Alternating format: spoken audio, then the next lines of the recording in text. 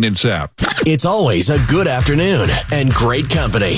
Montreal Now with Aaron Rand on CJAD 800. Welcome back. 4:07 on this Tuesday afternoon. And surprise, surprise, this is great. We don't have a chance to do this very often. Montreal Alouettes starting quarterback Davis Alexander is in studio. Well, it's great to meet you, by the way. Thank you for coming in. Pleasure's mine. I love that you have an off week, so you got extra time this week, not watching film or whatever else. Mm-hmm. So, for people who don't know, maybe not everyone's a huge Montreal Alouettes fan. I'm a fan, have been obviously for many, many years. I will tell people who don't know that for a guy who came out of nowhere, you have now won the first 20 games you have started as an Alouette. You're 19-1, which is a remarkable record. I think, what did you win? You won your first 9 in a row before even losing a game, right? Yeah, I think I won the first 11. 11? Okay. I think I got to 11 or maybe 13. It's nice that you don't care and don't remember because you're just winning all the time. So that's what counts.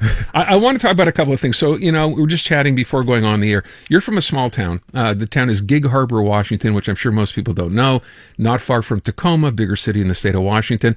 The first thing I wanted to ask you was, or the first thing I should tell people is, you were back in school. You went to a college called Portland State. Mm-hmm.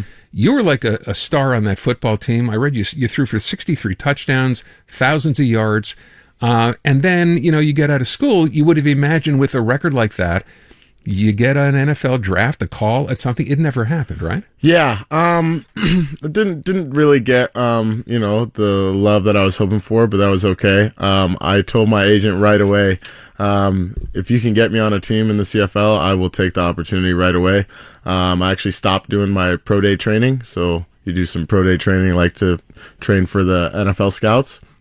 I stopped doing it because Montreal put me on their negotiation list, which basically means just they had the rights to sign me. Right. And we got the deal done in like 2 weeks, and I was so excited and just so thankful. And I kind of just believed in taking my own path because I just wanted to make sure I was still going to play football. And I think, for a guy who set records in that school, and you were like number 2 behind Neil Lomax, who actually played in the NFL, was a pretty good player for a few years with the Cardinals. Absolutely. You would have automatically gotten a call. Was it size? Are you not big enough? What did they tell you? Yeah, it's definitely probably size. I'm 5'11" and 3/4 or whatever, so I'm not quite at the 6 foot mark. But yeah, and we weren't necessarily a winning program, so the stats might not look as good as they would have wanted, and would that be even more impressive with a non-winning program and still throwing for that many touchdowns? That says something, doesn't it? But so you weren't disappointed. Is it fair to say that or not?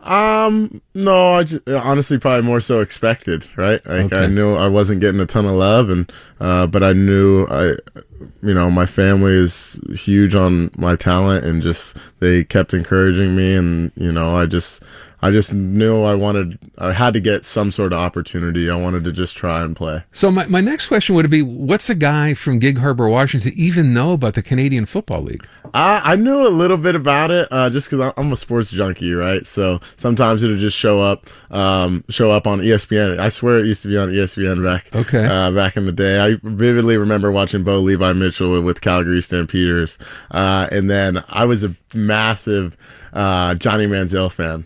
Massive. He played here for 20 minutes. Yeah. Okay. But I loved his ability in college, and he was just so competitive, so fun to watch. I wanted to play like Johnny. So I remember him getting traded to Montreal Alouettes, and I think I watched the first game, and it didn't go that well for my boy Johnny, but I definitely knew about the Canadian Football League, and I just wanted an opportunity. So you get signed. The Alouettes kind of sign you up for whatever year. You come here. Obviously, you're not going to start. You're behind, Cody Fajardo for that year. Mm-hmm. Caleb Wilson's ahead of you, I think, right in the roster list. And then the amazing things that happen in pro sports, the guy gets hurt, and the next thing you know, you get your chance, and it has been just smooth sailing from there on. I mean, when you signed and knew you'd have to be backup for a couple of years, you were sort of ready to do that, right? You didn't think you'd start right off the bat. No, I did not. I did not think I would start again. I just was so thankful for the opportunity. Because when I came here, it was Vernon Adams was the starter, Trevor Harris, and Dominic Davis. And all three of those guys, I don't even remember those names. Okay. All three of those guys were starting quarterbacks the year before. So when I came in, I was like, I probably am not going to make this football team, but I'm going to just I'm getting an opportunity. I got to do whatever I can. And it's actually funny. The very first preseason game, I played pretty well. I led a comeback drive, but I still thought they were going to cut me. So I kept my jersey. I didn't give it back to them. And then they let me know that I was still on the team. So I ended up having to give the jersey back. But you wouldn't give the jersey back after in case they let you go. Exactly. I was like, I'm leaving here with something. That's great. Wow. Well, it's worked out pretty well since. I was going to ask you as well. You say you were a bit of a sports junkie, so you knew about the CFL. Mm-hmm. Did you know anything about Montreal? I didn't know a ton besides that it was just French speaking. My mom loves French people, and she loves the French language. And she was like this forever. I don't know why, but she was always telling us like I should have taken French in high school, and I should have. I ended up taking Spanish, but I didn't know much about it besides the French part, and I knew about poutine. That's it. You knew about poutine from your mom? From my stepmom. She's from upstate New York. Okay. So she said she used to come. She used to come to Montreal all the time. Her and her friends for poutine. Yeah, we'll say poutine. Among other things, okay. You'll say poutine. So that's what you knew. Yeah. Okay. And then you do your time. You're basically playing backup for a while. Fast forward, as I said, Cody Fajardo gets hurt. The next thing you know, you get your chance. And as I said off the top, it's been like, talk about smooth sailing. It's been incredible for you. You ever pinch yourself thinking about how well this has gone? I think I'm just honestly just trying to take it all in and just be, again, thankful for it. But we still have so much more to do, so much more to prove. And we all know what obviously the end goal is. So we just have to I have to make sure I'm staying within myself and, attack every week like it's a playoff game, The other thing for you, coming from U.S. football, right?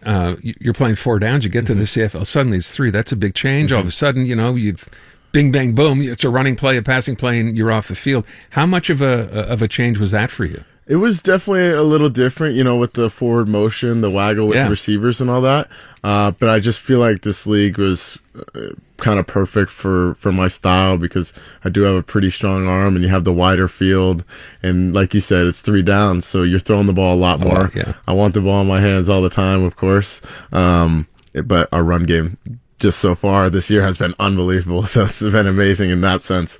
But yeah, just super thankful to honestly be a part of this team and in this league. And I love the Canadian game, and it's truly special. So for the time you've now spent in Montreal, it's been a couple of years you've been here. You get to know the city, get to meet any people? Yeah, absolutely. I love to go to restaurants and go out and hang out with people, teammates. I'm honestly like a social butterfly. I like to meet people. Yesterday I was at the Miriam Foundation. They did a golf tournament. Right. Great cause. Was able to bring a couple of my teammates and just meet a whole bunch of people. And the people in Montreal they've been incredible to me and my family. And again, just super thankful to be a part of the community. So none of my business. Are you like single? Or are you hanging out? Are you clubs? What are you doing? I am single for sure. Mm-hmm. I'm single. About a year, over a year. Meeting anybody here? I've met people for sure. Have you? Yeah, I got. I've met people. But. Just not currently in a relationship. No, I'm not in a relationship. You're how old? I'm 27. Right. Playing for the Alouettes, starting quarterback. Right. Okay. Yes, sir. Just curious, when you do go out, when you go with the guys or whatever, what kind of places do you go? Outside of restaurants, where do you go? Clubs? Yeah, not so much. Like, not a ton during the season. We like to go to like rooftops and stuff and just enjoy. Yeah, just enjoy. We spend a lot of time together, like barbecues and stuff too. But yeah, we're extremely close unit. Okay. And that's nice. Yeah, it's best players. My producer Alice, who you met while you were outside. Alice, Hi. I'm just, Yes? You're how, 26? 27. 27. Do you have anybody perhaps? Hundreds, tons, yeah? tons. No friends? Give me a shout. She's 23. I'll hook you up, David. She's 23. Oh yeah. But she has a lot of friends. Yeah. Okay. And you could learn French. I can learn French, huh? What do you think? Hey, we can try it. Can leave that with you, Alice? See what you can do? Okay. We'll make it happen. We're a full-service radio station, Davis, just so you know. We'll make it work. Take everything here, yeah. Hey, listen, I want to thank you for coming in. It's a pleasure to meet you. I wish you continued success. As I said, it's been a great career so far, and I'm sure it's going to continue to be one. And welcome to Montreal. It's great to have you here. Thank you so much. Merci beaucoup. It was amazing to be on here, and let's keep it rolling, and hopefully I see you soon. May not be the last time. Absolutely. All right. Davis Alexander of the Montreal Alouettes. Let's go to traffic. CJ. The newest tracks. Let's go. New music. And the next big thing. Always on the new music first. Your first place to hear it all. 'Cause you gon' like it, love it, wanna play it twice. Playing now. iHeart New Music. Your digital station for brand new drops, fresh finds, and tomorrow's bangers. I think we need something new. Discover iHeart New Music. Always fresh, always first. Stream now on the free iHeartRadio app. Montreal Now with Aaron Rand Where questions go to meet their answers. on CJAD 800. I'm an Anglophone born in Verdun, married to a French Canadian. There's not one person I know, even my wife or her family would not vote PQ, so I don't know where he's getting this idea that there's some English that are going to vote for him, because I don't know one, anybody I know. I'm an immigrant. My parents moved here back in the late 50s. Why would I want to vote for a party that wants to dismantle Canada? I will never vote for the PQ. I wouldn't vote for them if they paid me, or they're the last party on earth. You know, the large majority of Montrealers do not wish to be governed by a separatist party, period. They did nothing when they were in power. All they did was dismantle our hospital system. As far as I'm concerned right now, I have no idea who I'm going to vote for, but I'm definitely not going to vote for the PQ. All right, there you go. A sample of some of the calls the first time we asked this off the top today. I want to know what you think. Paul St. Pierre Plamondon is reaching out. Got an open letter in the National Post to reach Anglo-Quebecers. The first question is, why the National Post? But that's a separate issue. So I'm asking you, here's what he's saying. Part of what he's saying. Over the past month, many Anglophone Quebecers have told me they would vote for the PQ for the first time in their lives. Who are those Anglo-Quebecers who say that? I'm asking you, are you one of them? He says, simply because they agree with our stances on a vast majority of issues. What stance? I haven't heard a single explanation on what they would do to fix anything other than every other party saying, you know what, healthcare's in terrible shape, education's in bad shape, cost of... Everyone says, what stance? The only stance I have from the PQ is, you know what, we want another referendum, we want to separate. That's what we're living for. That is what we want. That's what he's talking about Anglo-Quebecers agreeing with? By the way, I love this. He says, together we have a shared responsibility to reject decline. We would be wrong to accept the Quebec that has grown accustomed to doubting itself, to distrusting its institutions, or to settling for less. We would be wrong to allow our ambitions to shrink. Above all, we would be wrong to believe that our interests somehow diverge simply because of the language we speak at home. Who wrote that? AI? What is that? I want to know from you. He says Anglos are telling him, you know, the way things are going in this province, wow, yeah, I definitely consider voting PQ for the first time. Are these people with very short memories, do you think, these Anglos? Or maybe things have changed. Maybe he's right. What do you think? 790-0800. I'll read this text first, which says, definitely not. I have been through the first and second referendum. I had to watch to see if my life was going to be turned upside down or not. There is no way the PQ or PSPP will ever get my vote, not unless he takes separation completely off the table, which is never going to happen. Let's go to the phone. Isabel, what do you think? I have a simple question. Well, I wouldn't vote for him. I've been through 1 and 2, and it's a lot of money wasted. I'm sorry. I mean, how many times do you have to say no, for God's sakes? Anyway, the question I wanted to ask was, if we separate, let's say, hypothetically, do we get, the people that are retired, do we get our federal pension from the Canada? That's a fair, I don't know. I mean, if we don't have a relationship with Canada anymore, why would we get money from Canada? So what happens to our pension? Nobody's asked him that. I don't know. Well, nobody questioned him about that. Yeah. I don't think that's right at the top of his list of things he wants to necessarily, delve into. So it's on top of mine. I understand. I get it. Of everybody. I get it. Listen, I don't know what would happen if you're going to cut ties with the rest of the country. First thing that happens is whatever money you were getting from the rest of the country, that's done. So where are you going to make up that money? That's question one that I have. I don't know. Isabel, I appreciate the call. Michael, what about you? Hey, Aaron, thanks for taking my call. I'm not buying it. I would rather sit through the Melania movie than vote PQ. We're all in the same boat. Great. Tell me something I don't know. That's just it. Yeah. We've always been in the same boat. The problem is that the politicians keep spending election campaigns arguing over who gets a damn oar. I mean, you don't get to spend years treating the English-speaking minority like we're an inconvenience or a political punching bag. Yeah. And then suddenly, did 3 ghosts visit him or something? Discover that solidarity when you need it matters?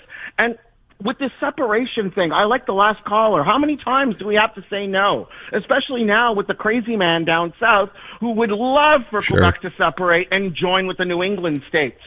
Okay? If this man wants Anglophones to believe we're equal partners in Quebec's future, don't write us a love letter at the National Post. Show us rights, services, institutions, Aaron, respect, because I haven't seen very much of it from these parties. And granted, I'm not thrilled with the Liberal Party anyways, but like I said, no, Satan will skate to work before I vote for the PQ. Michael, you are on fire today. I've had a day, Aaron. Wow. I'd rather watch the Melania movie than consider voting for the PQ. I don't know that you could say it any better than that. What was your last night about Satan? Where's he skating? Oh, Satan will skate to work before I vote for even think of voting for the PQ. Michael, I love it. Thank you for the call. Man, he is on fire today. All right, this is Derek. Derek, what do you think? Well, I'll never vote for them, period. But I won't vote for any party that wants to maintain our Tonton Macoute OQLF office. It costs us $50 million just about a year. Yeah, just about 40-something million bucks a year to maintain that, and they get more money every year from this government, by the way. But I think that's a bit of a pipe dream. If you expect that he's going to just say, I'm going to get rid of the OQLF, you know it, right? It's never going to happen, and it won't happen with the Liberals either. But maybe they can stop funding it to the point that they have up until now. Derek, I appreciate the call. Mark, what about you? I'd rather take, that liquid you have to take before you have a colonoscopy? I'd rather drink that on a daily basis. Okay. Votes for the PQ. Yeah, but it's like, I was here, I'm old enough to remember when Montreal was financial center. Yeah. And as soon as René Lévesque came in, and Montreal is where it is now because of... You're right. You're right. And by the way, that's something, that they don't want to talk about, obviously, because there's been this argument. I remember talking about this with Jean-François Lisée years ago, right? Citing numbers about how many people or how many businesses left Quebec after the first time we went through this. You can argue the numbers. Is it 200,000, 153? It doesn't matter. The fact of the matter is people left and never came back. Businesses left and never came back. Why would we want to consider going through that again? At the end of the day, I think that's a question, and that's a fair question to ask. Mark, I appreciate the call. Let me read this text. Aaron, this is a hard no. PSPP is acting like it's not him who is the problem, and he can speak for us Anglophones. Not me. Hell no. That's from Christine. Another one. The Angelo, I guess this means the Anglos, although it wrote the Angelos. The Anglos who said they're voting for PQ for the first time is because they're hoping the real estate market will crash and they could pick up prime real estate at rock bottom prices like every other time the PQ comes to power. Yeah, that's happened before too. I remember back in 2004, we were looking at buying a home and people were selling homes. I mean, trying to get the hell out of here because they thought the real estate market was going to crash after the last time the PQ, at least back then, were in power. It's not hard to believe that's the case either. I mean, all it does is build uncertainty. It doesn't matter if it was then or now. It's uncertainty either way. You decide to separate. Nobody really knows what's going to happen. The PQ has said, PSPP has said, at the beginning, if we separate, we'll keep the Canadian dollar, but then down the road, we'll have our own Quebec dollar. Who wants to hear that?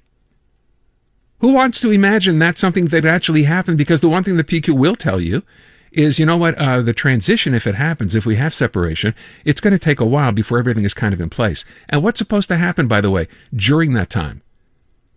What, are you supposed to sit on your hands and hope for the best? People will leave just like they did the first time this happened. Not something they want to talk about, but something that actually happened. Another texter. Good afternoon, Aaron. What is PSPP selling? Snake oil. That's from Steve. Another one. At this point, he can do nothing. Once he gets in, everything will change. And trust me, for English-speaking Quebecers, we will get the short end of the stick, guaranteed. I've seen it before. Not just from him, but from all the parties. They just want to stay in power, and suck us dry. That's from John. Look, if it's a matter of, lesser evils, I'll take the Liberals. Right? I mean, there are some good names, and I imagine we will see more of these going forward into the campaign, right? High profile, star names, star candidates who are now, coming on board. And that's a good thing to see. So if there's more of that, and ultimately we will get to, and sad, there's not going to be an English debate, which is really a shame. I would have liked PSPP to come out and say, you know what, as I reach out to Anglo-Quebecers, I'd be open to doing an English debate so you would understand, you being Anglo-Quebecers, exactly what's at stake and what I'm promising. There is no English debate. The PQ were the first party to turn it down. Or one of the first parties. No English debate. So instead, you publish an open letter in the National Post. Comme on dit, je comprends pas. Honestly, I don't. I don't get that. We asked if he would come on the show, and he's been on before, to his credit, and hopefully he'll be on again. But with respect to this, no, can't do it now. Not in the near future, we were told as well. They're busy. It's an election, right? Another text. This one says, this is from Tom in Westmount. Maybe PSPP needs to be reminded we are all Canadians, not just Quebecers. Aha. And for some Canadians, and for some rather, Canada, Canadians come first. What is clear is we need responsible, capable government. I don't believe the PQ can abandon their agenda to deliver competent, courageous political leadership. Fully agree. I think once you get in, once they get in, if that was to happen, it is full throttle on the sovereignty accelerator. It only makes sense. They don't get to be in there year after year, so when you do get in there, what do? You push forward on your agenda as hard as you can. I'm not saying he's lying, but I kind of am. This idea of taking separation and saying, well, we're not going to deal with it right away. There won't be a referendum right away. I don't believe that for a second. I think that's something you say because you realize people don't want to have a referendum at all. The numbers tell us that. So you kind of, put it in the back. Don't bring it up unless you absolutely have to. I think Tom's 1,000% right. All right. Take one more here. Michael's downtown. Michael, what do you think? Well, certainly it was a good move advertising in the National Post because Ontario gets the lion's share of international investment, certainly not Quebec's affair. But he could have agreed with Milliard on the following. Anglophones and Francophones are equal in a bilingual Quebec. Quebec is a beautiful French province. It's multilingual, multicultural, and highly diverse. And if elected, I will cancel the discriminatory laws passed by the CAQ with the Liberals on side. Make any sense to you? What was the last part again? If what? If elected what? If elected, whoever is elected, whether it's Liberal or Parti Québécois with a minority government, they both agree to cancel all those disputed discriminatory laws. Which ones, Michael? Education. 2196, you want those gone? Yeah. The French being 3 times bigger than the English. What are you, children? Hey, Michael. Here? Michael. It's ridiculous. Yeah, Michael, you know the term dreaming in Technicolor, right? No, my wife has agreed with your vowels. That's the way to do it. All right. Michael, I appreciate the call. It's always got an interesting perspective, as if that would ever happen. Thank you. Appreciate your calls and texts. Let me go to... You've heard the chaos. Now you can see it. Oh my gosh. Watch all your favorite podcasts from start to finish right inside the free iHeartRadio app. Gets the blood going, huh? Catch every laugh and eye roll on shows like the Tom Green Farmcast and Park the Bus. Now with full video. We're building a ramp for Tony Hawk. It's the same hosts and the same chemistry with all the hilarious moments you've been missing right on your screen. Cheers. Open the free iHeartRadio app, search video podcasts, and tap watch. Now, it's time to play the news quiz. Brought to you by Empire Gold. 60 seconds, 10 questions, a $1,500 prize. All right, Gerald is on the line to try to win some money from Empire Gold. Gerald, how are you? Very well, yourself. I am well, thanks. You know how this works, right? Pretty much. Okay, good. So let's start with the toss-up question for today. Protesters want expansion plans for the new tennis stadium in what Montreal Park to stop? What is it? Jerry Park. Jerry Park is correct. All right, you're in the game. 9 questions, 60 seconds. Get them all right. You win $1,500, courtesy of Empire Gold. Failing that, it's $15 for every right answer. If you don't know an answer, you can always say pass and come back to it if time remains.